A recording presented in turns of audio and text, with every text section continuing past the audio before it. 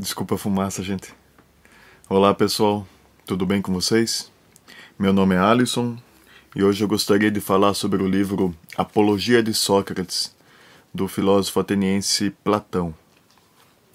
Bom, nesse livro conta a história do julgamento de Sócrates. Sócrates tem um único dia para se defender de uma acusação de corromper a juventude ateniense. Essa acusação foi feita por um cidadão chamado Meleto e apoiada por outros dois cidadãos, um chamado Lícon e outro chamado Ânito. Nesse único dia ele tem que convencer pouco mais de 500 cidadãos de que a acusação é caluniosa e de que ele é inocente. O livro está dividido em 3 partes. A primeira parte se chama Defesa de Sócrates, é a parte mais longa. Em sequência vem 2 partes curtas, uma chamada A Pena e outra chamada Após a Condenação. Bom, Sócrates ele é acusado de corromper a juventude. Essa acusação é formalizada nos seguintes termos. Na página 68 fala assim: façamos de conta que se trata de uma acusação juramentada, de acusadores reais e dos quais seja preciso ler o texto, entre aspas. Sócrates é réu de haver se ocupado de assuntos que não eram de sua alçada, investigando o que existe embaixo da terra e no céu, procurando transformar a mentira em verdade e ensinando-a às pessoas. Então aqui ele é acusado, de se ocupar de assuntos que não são da sua alçada e de ensinar a mentira como se fosse verdade. Essa acusação de ensinar coisas que não são da sua alçada, isso aí implica na acusação de ateísmo. Como se o fato de você investigar a terra e o céu fosse suspeitar contra a existência de Deus. Essa é uma velha acusação que se faz contra os filósofos, de que os filósofos são ateus. A respeito do céu, da terra e do céu, diz Sócrates a respeito disso: as pessoas acreditam que quem se dedica a tais investigações não admite a existência dos deuses. Em outro momento, Sócrates refaz essa acusação de uma maneira mais sintética. Na página 75 ele diz o seguinte: declarou mais ou menos isto, abre aspas. Sócrates é réu de corromper os jovens, de não crer nos deuses nos quais a cidade crê, e também de praticar cultos religiosos extravagantes. Essas acusações são rebatidas por Sócrates da seguinte maneira. Primeiro, ele rebate essa acusação de ser um sofista, de ensinar a mentira como se fosse verdade. Ele diz que os seus acusadores advertiram os jurados para não se deixar levar pela retórica de Sócrates, porque ele seria um bom orador. E Sócrates diz que eles chamam de bom orador aquele que diz a verdade. E ele inverte essa acusação contra os seus acusadores, dizendo que eles sim são mentirosos, manipuladores, caluniadores, e eles sim corromperam os jurados na sua juventude, que escutaram essas calúnias desde muito cedo, quando ainda não tinham um espírito crítico para poder filtrar esse tipo de mentira, e cresceram com a mente voltada contra Sócrates. Diz ele: caluniaram-me quando vós tinhais aquela idade em que é bastante fácil, crianças ou adolescentes, de dar crédito às calúnias.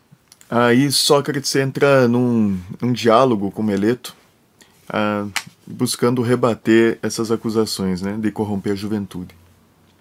Ele pergunta para Meleto o que torna os jovens melhores. E Meleto demora para responder. E aí ele diz assim: você me atrai para este tribunal sob o pretexto de que se preocupa com a juventude, e até o momento você não se questionou o que torna os jovens melhores, E é interessante que ele fala assim também: se esses jovens se sentem prejudicados, que eles viessem ao tribunal quando ficassem mais velhos para pleitear contra Sócrates, ou que os seus pais responsáveis, né, se sentissem doídos por seus filhos e viessem então acusar Sócrates, né? Mas que as motivações de Meleto não são em prol da juventude ateniense, mas tem assim uma motivação política por trás, né? Diz ele assim, na página 86: se de fato eu corrompo os jovens, se já corrompi algum, seria ainda necessário que estes, ao envelhecerem, tomassem consciência de que quando eram jovens eu os aconselhei a praticar o mal, e que viessem à tribuna para acusar-me e para exigir minha punição, e, se não quisessem fazê-lo diretamente, que enviassem hoje para cá as pessoas de sua família, pais, irmãos e outros, seus que lhes são caros sofreram algum mal por mim causado, e que me fizessem pagar por isso. Muitos deles estão presentes. Eu os vejo. Ali está Criton, meu contemporâneo e conterrâneo, com seu filho Critóbulo, e também Lisânias de Esfeto, com seu filho Ésquino, e ainda Antífon de Cefísia, pai de Epígeno. E ali estão outros, cujos irmãos viveram comigo familiarmente: Nicóstrato, filho de Teosóctides, irmão de Teódoto, e como Teódoto faleceu, não poderá falar com o irmão a meu favor. E aí está Parálio, filho de Demódoco, de quem era irmão Teages, e ali Adimanto, filho de Ariston, de quem ali se encontra o irmão Platão, e Antodoro, de quem temos aqui o irmão Apolodoro. E poderia nomear muitos outros, e conseguiria indicar vários outros que Meleto poderia apresentar como testemunhas na sua acusação. Se ele se esqueceu disso, que os apresente agora. Cedo-lhe o lugar. Se existe alguma testemunha deste tipo, que se manifeste. Porém, atenienses, vereis que todos farão o contrário. Todos falarão a favor do corruptor, em defesa daquele que causa o mal de seus familiares, como afirma Meleto e Ânito. Ele fala ironicamente isso. Talvez esses, os corrompidos, tenham alguma razão para me defender, mas aqueles que não foram corrompidos, que são agora anciãos, que outra razão podem ter para me defender, exceto esta, que é verdadeira e justa, a certeza de que Meleto mente e eu digo a verdade? Então aqui Sócrates fala, né? Se os jovens foram prejudicados, que ao se tornar anciãos, que eles fizessem acusação contra Sócrates, ou que seus pais e familiares próximos que se preocupam com eles fizessem acusação contra Sócrates. Porém, é mais fácil eles fazerem o contrário e elogiar a educação que Sócrates deu a seus filhos do que acusá-lo de mal, né? Aí, depois de pensar um pouco, Meleto fala que o que torna os jovens melhores são as leis. E Sócrates pergunta para ele, e quem que conhece as leis, né? Os juízes. Então, e você crê que por eles conhecerem as leis, todos os juízes têm a capacidade de ensinar os jovens? E aí o Meleto diz que sim.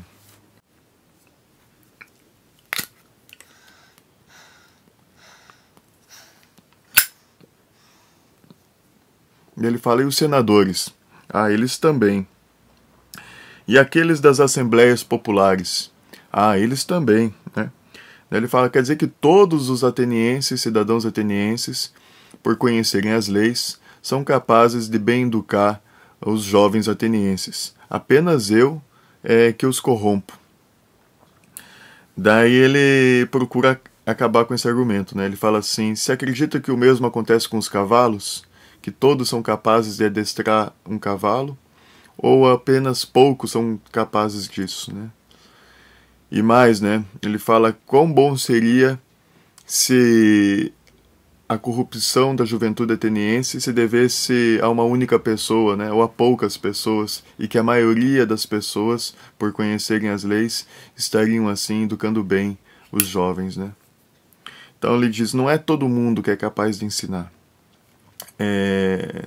Ser professor, né, que parece como uma vocação. Só concluindo, né, nas palavras de Sócrates. Também com os cavalos, queres que seja assim? Que todos os homens os tornem melhores e somente um os mutile? Ou ao contrário, poucos aqueles que são peritos em cavalos, e que os demais se sirvam dos cavalos e os mutilem. Daí ele ainda fala, né? Seria uma grande felicidade para os jovens se correspondesse à verdade que somente um lhes causa danos e todos os outros os educam e melhoram. Então, depois de rebater esse argumento com um certo sarcasmo, ele parte para outro argumento, né? Ele faz duas perguntas para Meleto. A primeira é: o que mais convém? Viver entre bons cidadãos ou entre maus cidadãos? Né? E desdobrando essa pergunta: os maus não prejudicam aqueles que lhes são próximos? E a segunda pergunta: pode existir alguém que prefira receber o mal? Bom, aí Meleto responde, né? É melhor viver entre bons cidadãos. E ninguém gostaria de receber o mal. E diante dessas premissas, né, Sócrates fala: olha, então, ou eu não corrompo os jovens para o mal, e com isso não receberei o mal deles por estar próximo a eles, ou eu faço isso ignorando que faço isso. E se assim eu faço, né, eu nem deveria estar aqui sendo julgado, porque é um mal que pratico sem consciência de praticá-lo. Nas palavras de Sócrates, na página 77, fala assim: ou seja, não corrompo os jovens, ou, se os corrompo, faço-o sem querer, de maneira que, em ambos os casos, mentes. Se eu os corrompo sem querer, não existe lei alguma que possa me obrigar a vir até aqui, mas sim a advertir-me, né? Mas sim para advertir-me. E aí Sócrates passa por uma terceira sequência argumentativa.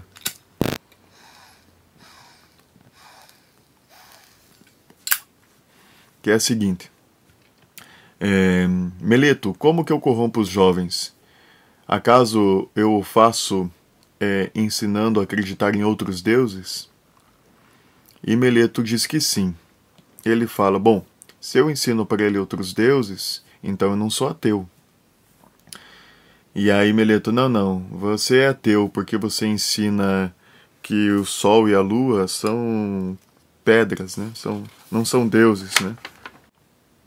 Ele afirma que o sol é uma pedra e a lua é feita de terra. E aí Sócrates rebate dizendo: isso já dizia Anaxágoras de Clasomena. E qualquer jovem pode ter acesso a isso. Com uma simples dracma podem comprar na Ágora o livro desse cara aí e chegar nessa percepção. E aí Sócrates diz assim: pode acaso existir fatos humanos e não homens? Ou há quem não acredite na existência de cavalos, mas sim nas coisas relativas a cavalos? E que não acredite na existência de flautistas, mas sim que existam sons de flauta? Existe quem possa acreditar em coisas demoníacas, mas não em demônios? E segue, né? Ora, se afirmas que existem demônios, se estes demônios são deuses, é neste ponto que eu digo que fazes enigmas e brincadeiras. Quando declaras que eu, embora não acreditando na existência dos deuses, afirmo a sua existência, uma vez que digo existirem demônios, né? E segue, né? Mas que consiga convencer que quem quer que seja, mesmo se fraco de intelecto, que a mesma pessoa que acredita em coisas demoníacas possa não acreditar em coisas divinas. E de outra forma, que a mesma pessoa que acredita em coisas demoníacas possa não acreditar nem em demônios, nem em deuses, nem em heróis. Isto é impossível. Em suma, ele rebate Meleto dizendo: primeiro você fala que eu ensino a eles outros deuses, e depois você fala que eu sou ateu. Se decida, né? Daí ele fala: não, você é ateu. Daí ele fala assim: pô, mas você fala que eu ensino coisas demoníacas aos jovens, e os demônios são deuses, né? Então como que eu posso ensinar coisas dos deuses sem acreditar nos deuses, né? Bom, aqui termina então a argumentação de Sócrates contra as acusações de Meleto. Então, primeiro ele fala: eu não sou um sofista, porque você é o verdadeiro sofista, ao dizer que quem diz a verdade mente. Segundo, não sou eu que corrompo os jovens, é você que já os corrompeu desde muito cedo, quando eles não tinham um espírito crítico para filtrar suas calúnias e cresceram com uma má imagem de mim. Terceiro, não é qualquer um que é capaz de ensinar o bem à juventude. Então você afirma que todos os que conhecem as leis são capazes de melhorarem a juventude, mas na verdade, no fundo, parece que Sócrates argumenta assim: a verdadeira lei somente o filósofo é capaz de conhecer, e somente quem tem vocação para ensinar é capaz de educar bem os jovens. Isso não é para qualquer um. Quarto argumento, né? Eu não ensino mal para eles, porque eu colheria o fruto desse mal por estar próximo a eles. Então, e ninguém quer o mal para si mesmo. Portanto, eu ensino bem para eles e colho este bem, ou ignoro que ensino mal para eles e não existe lei que me condene à morte por conta disso. Sócrates inclusive fala, né? Se vocês acham que é ruim a maneira que eu ensino a seus filhos, eu não acho. E a prova disso é que eu quero que vocês ensinem os meus filhos assim como eu ensino os seus filhos. Ele vai dizer isso no final, né? Sócrates vai dizer assim, na página 96. No entanto, só tenho um pedido a lhes fazer. Quando meus filhos crescerem, castigai-os, atormentai-os com os mesmíssimos tormentos que eu vos infligi, se achardes que eles estejam cuidando mais da riqueza ou de outra coisa que da virtude.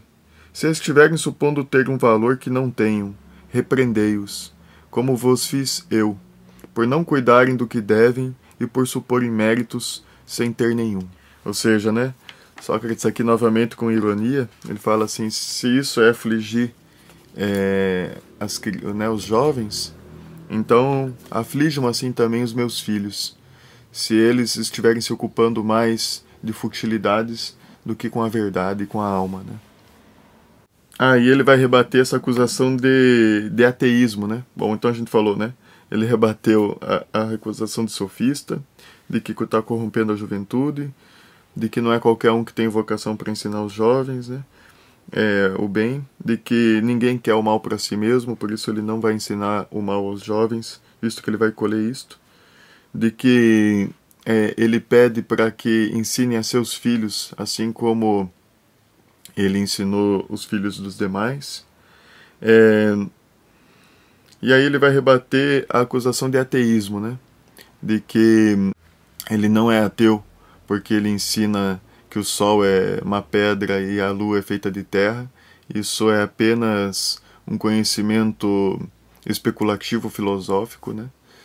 E que se ele ensina coisas demoníacas para os jovens e os demônios são deuses, né?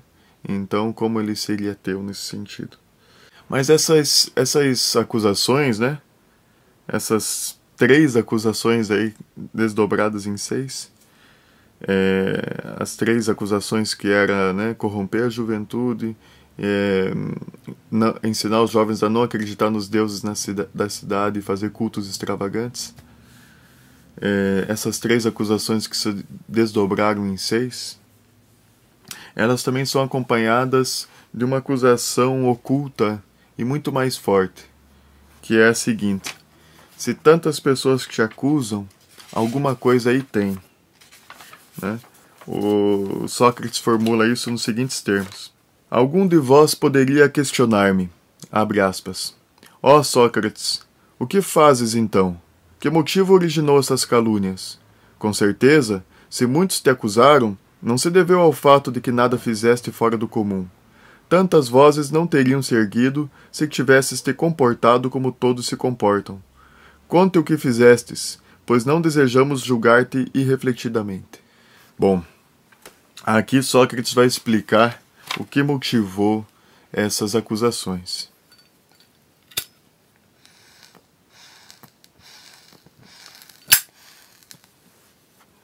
E foi o seguinte: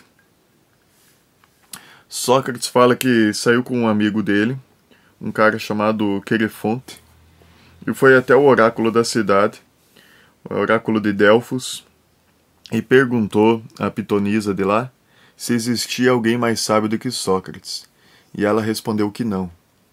E Sócrates ficou inconformado com isso, porque ele mesmo não se considera sábio. E aí ele foi buscar desmentir o oráculo, vamos dizer assim. Não que ele não cresça no oráculo, mas foi ali procurar entender o que significava essa afirmação do oráculo. E aí ele foi buscar pessoas que tinham a reputação de ser sábio. E ele foi atrás dos políticos, dos poetas e dos artesãos. Com relação aos políticos, Sócrates chegou à seguinte conclusão, página 72. Os que eram famosos por possuírem maior sabedoria, conforme minha pesquisa, conforme a palavra do Deus, pareceram-me quase todos em maior erro, e outros, sem fama alguma, se me afiguraram melhores e mais sábios. Aí Sócrates vai procurar os poetas, e a conclusão que ele chegou com os poetas foi de que não era por nenhum tipo de sabedoria que eles faziam versos, mas por uma propensão e inspiração natural que eu desconheço, como os adivinhos e vaticinadores, que dizem de fato muitas coisas belas, mas não conhecem nada do que dizem, e aproximadamente o mesmo.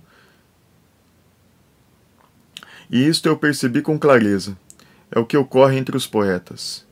E compreendi também que os poetas, pelo fato de fazerem poesias, julgavam-se os mais sábios dos homens. É interessante, né, a conclusão que Sócrates chega dos poetas, é que a beleza das coisas que eles falam não vem deles, né? É como se fosse psicografado, vem de outro lugar, né? Eles não têm consciência, ou eles não sabem racionalizar o que eles dizem, né? Eles não sabem sustentar com propriedade as ideias que falam.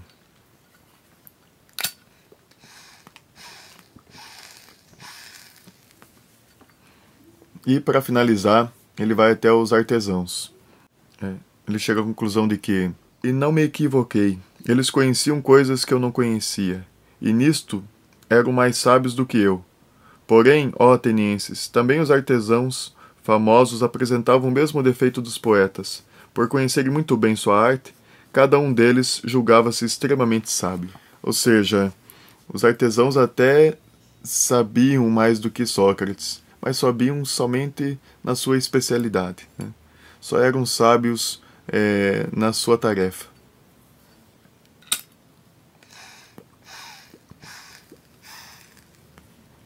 E tinha um defeito, de se julgarem sábios por isso. Então, em resumo, ele foi atrás daqueles que tinham famas de sábios, né? Os políticos, os poetas e os artesãos, e com isso acabou também ofendendo os seus ali acusadores, né? Diz ele na página 74. Este é o motivo pelo qual, finalmente, lançaram-se contra mim Meleto, Ânito e Lícon.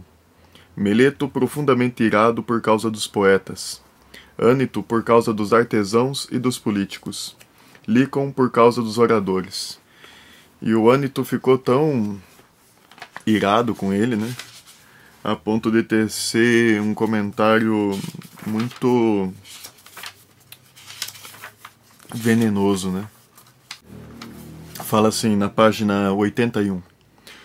Ânito declarava não ser necessário que eu viesse até este tribunal, uma vez que era impossível não condenar-me à morte. Ou seja, para Ânito basta executá-lo, né? Não precisa de julgamento.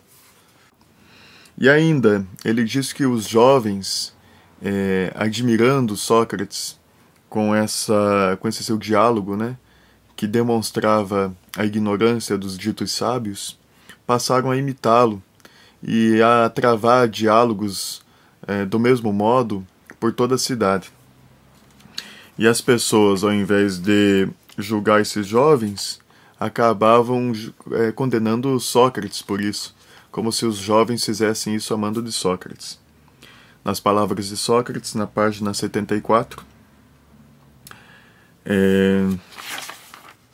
73 para 74. Os jovens que dispõem de mais tempo que os outros, os filhos das famílias mais ricas, seguem-me de livre e espontânea vontade, e se regozijam em assistir a esta minha análise dos homens. Inúmeras vezes procuram imitar-me e tentam, por sua própria conta, analisar alguma pessoa. Mais adiante.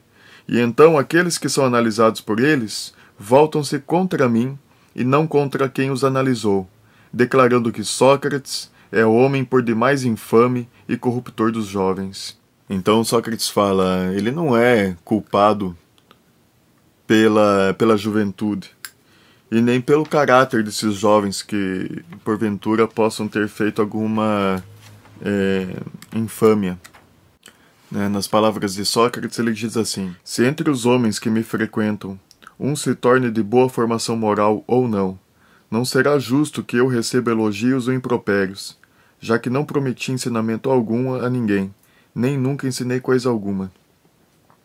E se há quem diga que aprendeu ou ouviu alguma coisa de mim, em particular, alguma coisa que todos os outros não tenham aprendido ou ouvido, tenhais a certeza de que este não diz a verdade. Ele diz assim, eu não posso ser culpado pelo caráter de quem me frequentou.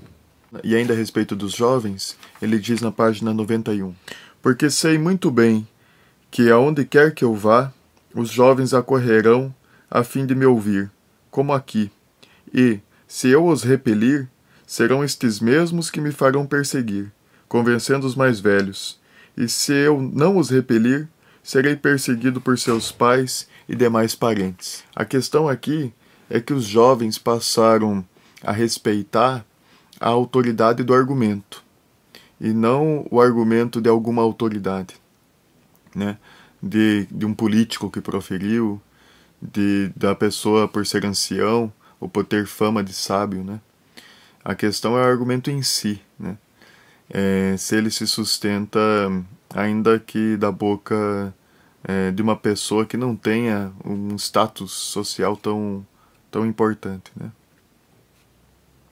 Então os jovens aprenderam a respeitar mais a força do argumento do que daquele que profere o argumento.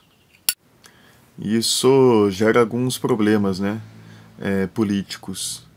Tanto de não respeitar uma autoridade fraca em argumentos, quanto de que, muitas vezes, a vontade da maioria na democracia pode estar apoiada num fraco argumento.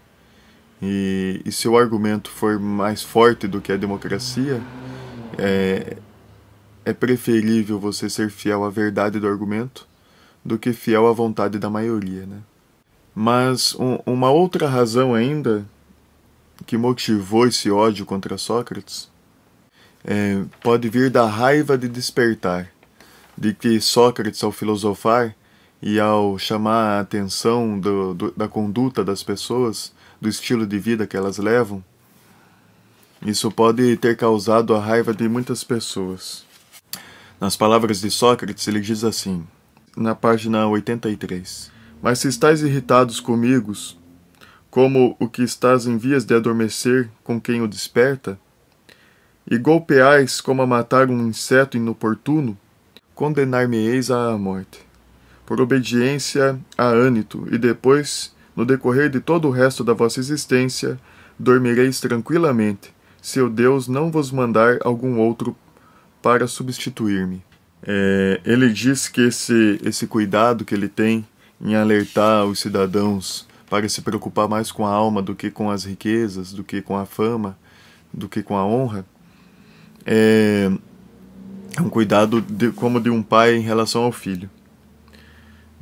Ele diz assim, e se for eu mesmo a pessoa indicada pelo Deus para presentear a cidade, podereis me reconhecer por isso, que não parece humano que haja descuidado todos os meus negócios e ainda aguentar por tantos anos que tenham sido descuidadas as coisas da minha casa, e sempre, ao contrário, cuidando das vossas, estando por perto como estaria um pai ou irmão mais velho, para convencer-vos a buscar a virtude. Que se desta vida tirasse algum proveito e pelos conselhos que dou recebesse alguma compensação, aí sim haveria uma razão, mas vistas que meus detratores, que me acusaram tão despoderadamente, de tantas outras culpas, desta não tiveram despudor de me acusar. Então, o que motivou a ira contra Sócrates foi a população de políticos, poetas, artesãos que se voltaram contra ele, os jovens que, imitando Sócrates, desafiavam a autoridade dos anciãos, do prestígio social, das riquezas, da tradição, da vontade da maioria, né, em favor do argumento que fosse verdadeiro. O fato de as pessoas terem raiva de despertar, né, de serem chamadas à atenção, né, para a vida, para a alma, para a verdade, e não inverter os valores, né? Não valorizar as riquezas, mas valorizar a alma, não valorizar a fama, mas valorizar a verdade, né? Uma outra coisa que ele rendeu, talvez, certas inimizades, talvez tenha sido com outros filósofos. Porque o Sócrates, ele tinha ótimos ensinamentos, né? E não cobrava por eles, fazia esses ensinamentos em praças públicas, né? Enquanto os demais, isso deve ter despertado inimizade tanto dos filósofos que cobravam, como daqueles que pagaram para ter uma cara educação, e sendo que poderiam ter tido essa mesma uma educação até melhor e gratuita com Sócrates, né? Então, Sócrates fala assim, na página 69, se ouvistes alguém declarar que instrua os homens em troca de dinheiro, isto também não passa de mentira. Mesmo que, se alguém se propõe a instruir homens, como fazem Górgias de Leontine, Pródico de Cel e Hípias de Élida, se me figure coisa em absoluto nada condenável. Esses valorosos homens percorrem as cidades com o propósito de instruir os jovens, aos quais seria mais fácil, e sem ter de gastar dinheiro, fazer-se instruir por um de seus concidadãos. E me convencem esses jovens a preferir a sua companhia à dos seus, recebendo em troca dinheiro e ainda por cima gratidão. Ouvi também referências a outro homem, de Paros, que possui muita sabedoria e veio morar em Atenas, e o soube por intermédio de Calhas, filho de Hipônico, homem que gastou mais dinheiro com sofistas do que qualquer outro ateniense. Ou seja, ele dá ali alfinetadas, né? As pessoas poderiam se instruir gratuitamente com os seus cidadãos, mas preferem pagar caro por homens que cobram muito para a instrução. E não só eles pagam dinheiro, como devotam gratidão, sendo que poderiam ter isso de graça, né? Então, assim, talvez alguns ficaram irados com ele por ver nele um rival que não cobra. É engraçado, né? Que dá a impressão de que se você não atribui preço ao conhecimento, é que você não valoriza o conhecimento, né? Está tratando o conhecimento como algo, como uma pedra, como algo vulgar, né? Mas é bem pelo contrário, né? Porque qualquer preço ao conhecimento é desvalorizar o conhecimento.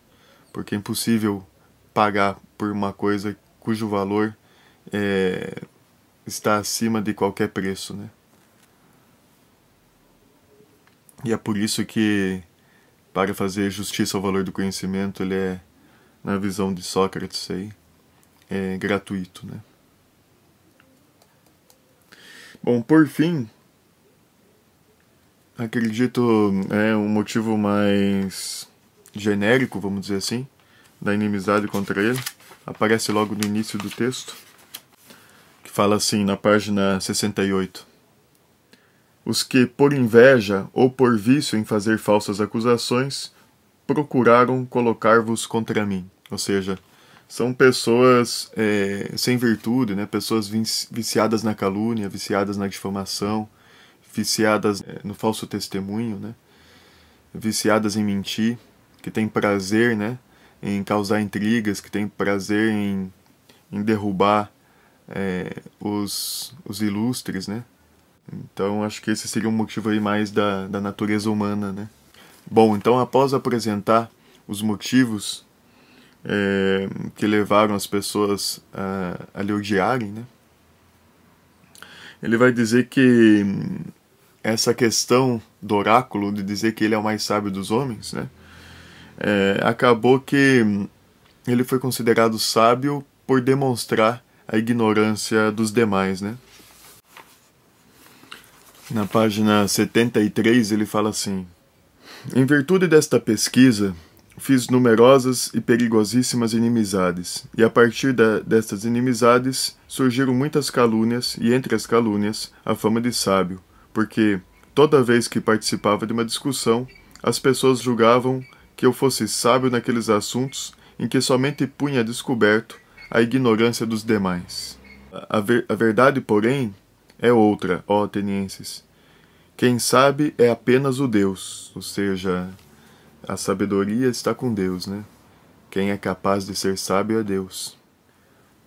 E ele quer dizer, por intermédio de seu oráculo, que muito pouco ou nada vale a sabedoria do homem. Então, assim, o homem não é sábio, né? Deus é sábio. E ao afirmar que Sócrates é sábio, não se refere propriamente a mim, Sócrates, mas só usa meu nome como exemplo, como se tivesse dito: ó homens, é muito sábio entre vós aquele que, igualmente é Sócrates, tem admitido que sua sabedoria não possui valor algum. Então a conclusão de Sócrates é que não é que Sócrates é o mais sábio dos homens, mas que os homens sábios é aqueles que, como Sócrates, reconhecem que não têm sabedoria, que a sabedoria pertence a Deus. Então outra frase bonita que ele conclui assim, né? Que é um pouco mais acima, ainda na mesma página, falando: de forma que eu, em nome do oráculo, indaguei a mim mesmo se deveria permanecer tal como era, nem sabedor da minha sabedoria, nem ignorante de minha ignorância. A famosa máxima, né? Só sei que nada sei, né? Então, concluindo, né? Sócrates recebeu aí a fama, né, chamada aí, ironicamente por ele de calúnia, de que ele era sábio por demonstrar a ignorância dos demais. Depois ele diz que somente Deus é sábio, que nenhum homem é sábio, que sábio é alguém como Sócrates, nem sabedor de sua sabedoria, nem ignorante de sua ignorância. Então, diante da pena de Sócrates, que num único dia é condenado a se suicidar, tomando cicuta, um veneno que irá lhe trazer a morte, que no segundo Fédon, né, no livro Fédon, o cara que lhe entrega o veneno diz que será uma morte rápida e indolor, né? Não sei se é verdade. Então ele vai fazer considerações de como ele poderia ter se salvado desta pena, mas para isso para ter se salvado dessa pena, ele teria que ter se perdido. Seria as possibilidades de uma salvação sem redenção, né? Sem dignidade. No fundo, né? Quando Sócrates constata que entre pouco mais de 500 cidadãos ele perdeu por uma diferença de 30 votos, e também fala que se só tivesse sido Meleto a acusá-lo, sem o apoio de Lícon e de Ânito, ele teria saído inocente deste pleito, né? No fundo, não deixa de ser uma constatação de que, olha, fala sério, eu venci de vocês, né? Eram 3 contra 1, e eu só fui condenado por uma diferença de pouco mais de 30 votos. Isso aparece nas seguintes passagens. Na página 89. Se eu não estou abalado, ó atenienses, com o que acaba de ocorrer, o de terem votado pela minha condenação, isso deve-se, entre outras razões, ao fato de não haver sido apanhado de surpresa. O que, no entanto, me causa mais estranheza é o grande número de votos favoráveis a mim, pois acreditava que seria condenado por muito mais votos, e não por tão poucos. Ao que me parece, com apenas mais de 30 votos a meu favor, teria sido absolvido. Portanto, penso haver escapado das mãos de Meleto, e não só de haver escapado delas, mas, o que é bastante evidente, se Ânito e Lícon não tivessem vindo para me acusar, eu teria sido multado em 1000 dracmas, por não haver conseguido 1/5 dos votos.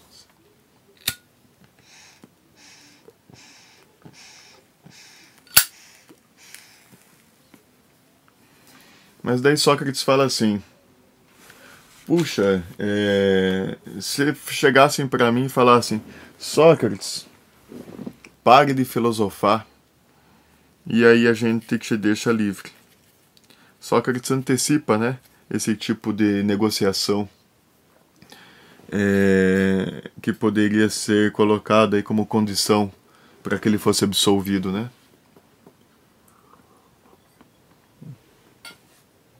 E aí Sócrates responde que não, né? Que isso é um dom que Deus deu para ele, o de filosofar. É a tarefa que ele tem a desempenhar aqui na Terra, vamos dizer assim, em vida. E mais importa obedecer a Deus do que obedecer aos homens, né? Que se ele parasse de filosofar, ele seria salvo diante dos homens, mas estaria condenado diante de Deus, né? Na página 81, né, ele fala assim: se me dissesseis, abre aspas, ó Sócrates, não pretendemos dar, agora, atenção a Ânito, e deixamos-te livre, desde que não empregues mais teu tempo nessas pesquisas, nem te ocupes mais de filosofia. E se fores surpreendido a praticar ainda estas coisas, morrerás. Fecha aspas.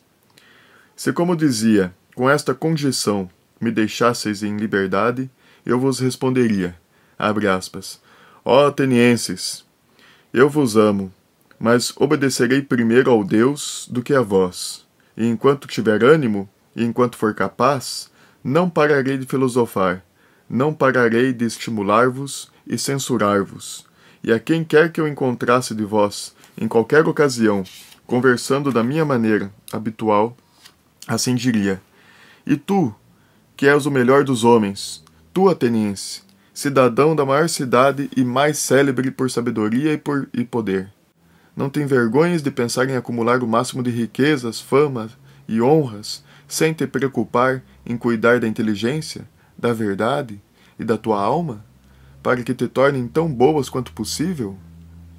E se algum de vós retrucasse que cuida de fato delas, não o deixaria afastar-se nem iria embora, mas o interrogaria, o analisaria, o impugnaria, e se me afigurasse que não possui virtude, mas apenas afirma possuí-la, eu o envergonharia demonstrando-lhe que considera infames as coisas mais estimáveis e de valor as infames.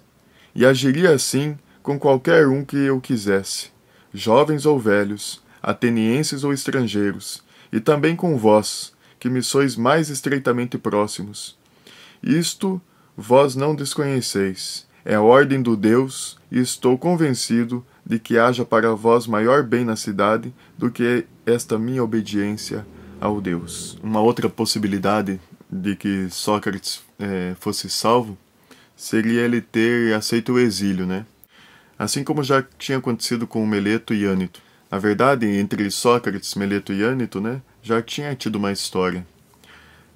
Certa vez, né, durante uma ditadura, né, durante o governo dos 30 tiranos, sendo que alguns desses 30 tiranos eram discípulos de Sócrates, eles mandaram Sócrates e Meleto, né, ir contra Leão de Salamina. E também que Sócrates na época ocupava um cargo público e votaram para que durante o naufrágio os inimigos não fossem recolhidos, né? Deixassem que morressem afogados. E Sócrates foi contra isso e preso por isso. Então, enquanto Sócrates estava preso, Meleto e Ânito foram exilados pelos 30 tiranos. E Sócrates possivelmente ia ser condenado à morte. mas daí o governo dos 30 tiranos acaba, e com a volta da democracia, ironicamente, né, Sócrates é salvo do governo dos 30 tiranos, vive mais um tempo, para depois ser condenado pela própria democracia, né? Ou seja, a verdade socrática, né, ela não era aceita nem pela tirania e nem pela democracia.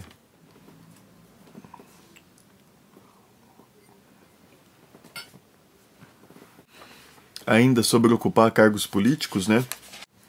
Sócrates fala que uma voz sempre o impediu de fazer isso, uma voz interna, uma voz da consciência, uma voz de Deus, e que quem se ocupa da política de uma maneira sincera acaba morrendo cedo. E não há como resistir à multidão. Isso não deixa de ser uma crítica à democracia. Fala assim na página 84. É como uma voz que possuo dentro de mim desde criança, e que, toda vez que eu a ouço, sempre faz com que eu desista do que estou para fazer, e nunca me convence a realizar qualquer outra coisa. É essa voz que me impede de me ocupar das coisas do Estado, e parece-me que faz muito bem em agir dessa forma. Sabeis perfeitamente, ó cidadãos, que se eu tivesse, por algum tempo, me ocupado dos negócios de Estado, teria sido morto também num curto espaço de tempo, e não teria realizado nada de útil, nem por vós nem por mim. E não me desprezeis se falo assim, pois é a verdade. Não existe homem que possa se salvar ao opor-se com sinceridade, não digo a vós, mas a qualquer outra multidão, e tente impedir que muitas vezes se cometam injustiças e se infringam as leis na cidade. E é também preciso que aquele que luta em defesa do que é justo, se de fato pretende escapar da morte, mesmo que por breve tempo, deve viver de forma privada e não exercer funções públicas. Ou seja, né, aquele que com sinceridade se opõe a uma multidão, né, ele acaba morto. Com relação ao incidente ali dos 30 tiranos, né, ele diz assim, na página 84. Nunca exerci em nossa cidade magistratura alguma, exceto uma vez em que fiz parte do conselho. Justamente no dia em que era vosso desejo julgar em conjunto, ao arrepio da lei, e em seguida acolhestes todos o meu parecer. Aqueles 10 capitães que não haviam recolhido os náufragos e os mortos depois da batalha naval das Arginusas. Então eu me opus, lutando para que nada fosse feito contra a lei, e votei contra. Os oradores habituais já estavam prontos para suspender-me da função e aprisionar-me, e vós a instigá-los e a gritar. Julguei que era meu dever correr aquele risco mantendo-me do lado do direito e do justo, em vez de apoiar-vos a deliberar o injusto por temer a prisão e a morte. E isto ocorreu quando a cidade ainda era regida por uma democracia. Mais tarde, depois que surgiu a oligarquia, os 30 mandaram me chamar, e a mais outros 4. Levaram-nos à sala do tolo e ordenaram que retirássemos de Salamina o leão de Salamina, para que este viesses a morrer, e davam ordens semelhantes a vários outros homens, na tentativa de envolver em seus atos cruéis o maior número de pessoas possível. E naquela ocasião, não com palavras e sim com fatos, demonstrei que a morte, se a palavra não soar por demais vulgar, não possui importância alguma para mim, mas de não cometer injustiças ou crueldades, isto sim me importa acima de qualquer coisa. E aquele governo, apesar de prepotente, não me atemorizou, não me obrigou a cometer um ato injusto, e quando saímos do tolo, e os outros 4 dirigiram-se para Salamina, a fim de retirar Leão, deixei-os ir e voltei para casa. Acredito que só por causa disso eu já teria morrido, se aquele governo não tivesse sido deposto logo em seguida. E disto que relatei, possuo muitas testemunhas. Bom, com relação ao exílio, né? Aparece na página 91. Pedirei o exílio? Sim, talvez seja precisamente esta pena que desejastes para mim. Porém, em verdade, ó atenienses, eu teria de estar imbuído de uma bem ingênua vontade de viver, se fosse assim tão irracional, a ponto de não poder nem mesmo fazer este raciocínio, que enquanto vós, embora sendo meus concidadãos, não fostes capazes de aguentar minha companhia e os meus discursos, e mais que minha companhia foi tão desagradável que procurais agora livrar-vos dela, que outros a aguentariam de bom grado? E ainda, atenienses, que excelente vida seria a minha, nesta idade, exilado, mudando sempre de país para país, perseguido em todos os lugares. Quer dizer, Sócrates tem dois argumentos contra o exílio, né?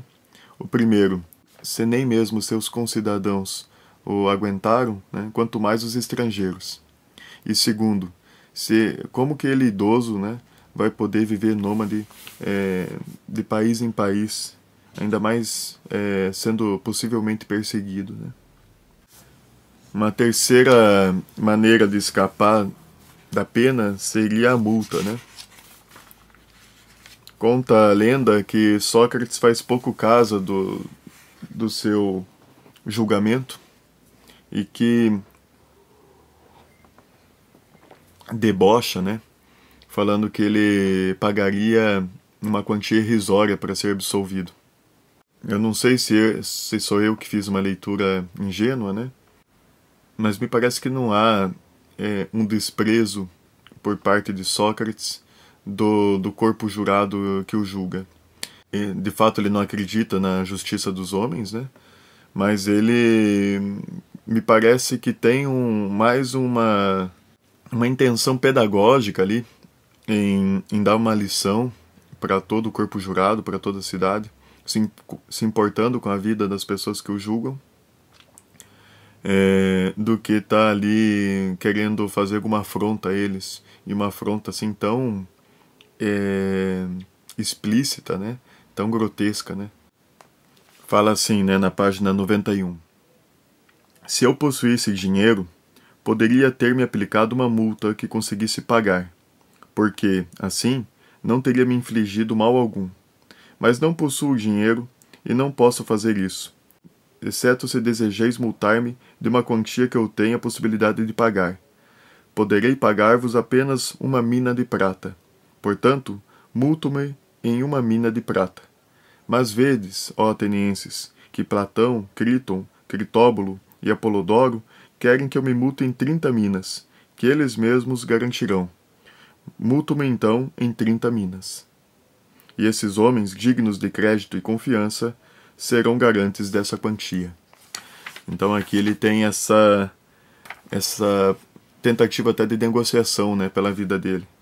Não há esse desprezo de Sócrates pela própria vida, né? Ainda que ele tenha consciência de que a verdadeira vida está na alma, está na verdade, ele também não tem esse desprezo e um desapego indiferente, né, com relação à própria vida. Ainda numa outra passagem da página 91, ele fala sobre a importância de obedecer mais a Deus do que aos homens. Ele diz assim: algum de vós talvez pudesse contestar-me. Em silêncio e quieto, ó Sócrates, não poderias viver após ter saído de Atenas? Isso seria simplesmente impossível. Porque se vos dissesse que significaria desobedecer ao Deus e que, por conseguinte, não seria possível que eu vivesse em silêncio, não acreditaríeis e pensaríeis que estivesse sendo sarcástico. Se vos dissesse que esse é o maior bem para o homem, meditar todos os dias sobre a virtude, e acerca dos outros assuntos que me ouvistes discutindo e analisando a meu respeito e dos demais, e que uma vida desprovida de tais análises não é digna de ser vivida, se vos dissesse isto, acreditar-me-iam menos ainda. Contudo, é isto que vos digo, ó atenienses, porém, é difícil convencer-vos. Então, né, aqui ele considera o suborno, né, a chantagem de parar de filosofar, né, a possibilidade de ser exilado, que também para ele significa a morte, a multa, né, que ele até propõe ali 30 minas de prata, mas não deixa de ser um pouco sarcástico e irônico, né, que ele mesmo se aplique a própria pena que o júri vai fazer para ele, né, multo-me em 30 minas de prata. Agora, por fim, né, a questão da chantagem emocional, né, ele fala assim: talvez vocês quisessem que eu estivesse aqui comovido, né, chorando, arrependido, né, que eu estivesse implorando pela minha vida, que eu apelasse para minha família, mostrasse meus filhos pequenos, que eu sou pai de família, que quem vai cuidar deles, e tentasse despertar em vocês algum sentimento de piedade, alguma chantagem emocional, né? Talvez fosse isso que vocês esperassem de mim. E ao não ter feito nada disso, me considerem arrogante e orgulhoso. Mas não me julguem tão apressadamente, né? Infelizmente, só temos esse único dia para que possam me julgar, mas a questão aqui não é de um orgulho. Apenas acho que isso não é digno, que quem usa desses artifícios deveria ser julgado com maior rigor, porque não está argumentando racionalmente a própria pena, mas está buscando ser absolvido por ela por meios que estão fora da alçada do que deveria ser discutido, né?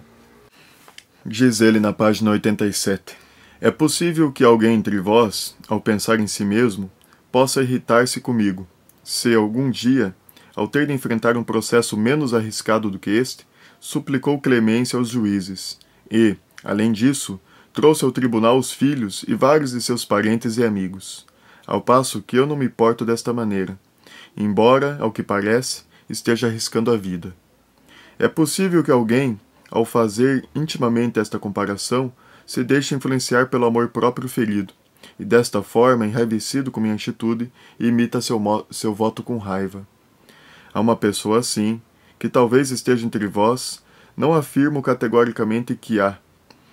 Poderei responder da seguinte maneira: meu estimado amigo, eu também trouxe alguém da minha família, e aqui caberia aquele dito de Homero, que não de carvalho nem de pedra nasci, mas de criaturas humanas.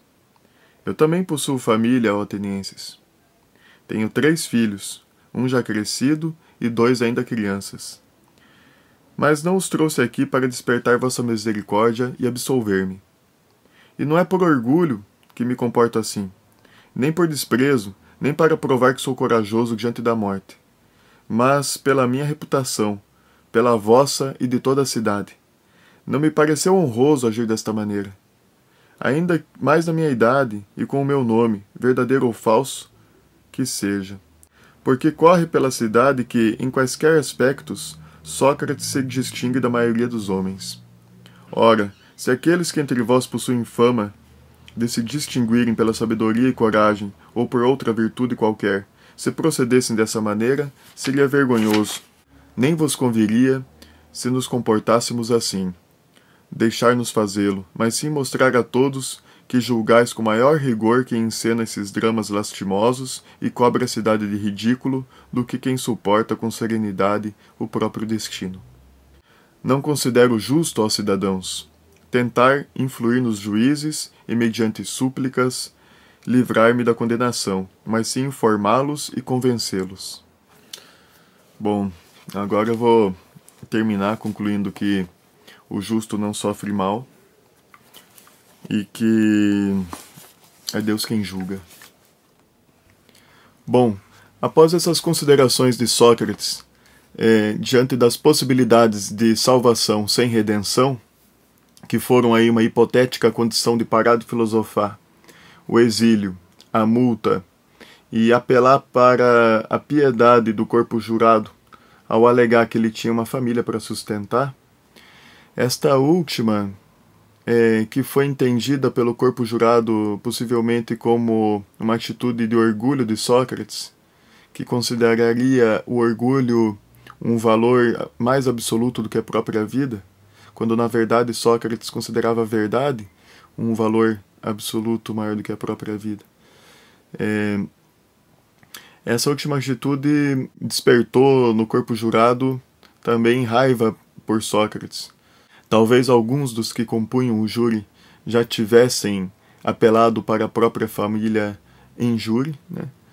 Talvez outros se projetaram no lugar de Sócrates e fariam isso, e de repente Sócrates não o fez, não o faz, e isso, encarado como orgulho, gerou raiva no corpo jurado. E essa raiva se somou aos motivos de ódio que levaram Sócrates a juízo. Esses motivos já foram elencados anteriormente, né? foram as conversações que Sócrates teve com os políticos, com os poetas, com os artesãos e os jovens que, imitando Sócrates, mostraram que todos aqueles que eram reputados como sábios, na verdade não eram, né? Então, tudo isso contribuiu para que Sócrates fosse colocado a juízo e condenado de antemão, né? Fosse colocado a juízo e como que condenado antes da própria defesa, né? Bom, a sentença contra Sócrates, que foi condenado à morte por um suicídio, né, tendo que executar um suicídio involuntário, digamos assim, ela não surpreendeu Sócrates, e Sócrates já tinha feito várias considerações sobre este mal que queriam lhe impor injustamente. Eu gostaria de ler para vocês algumas passagens bem interessantes sobre as considerações que Sócrates faz a respeito do mal. Primeira na página 80. Diz assim: um profundo ódio ergueu-se contra mim, e vindo de muitas pessoas, é verdade, vós sabeis.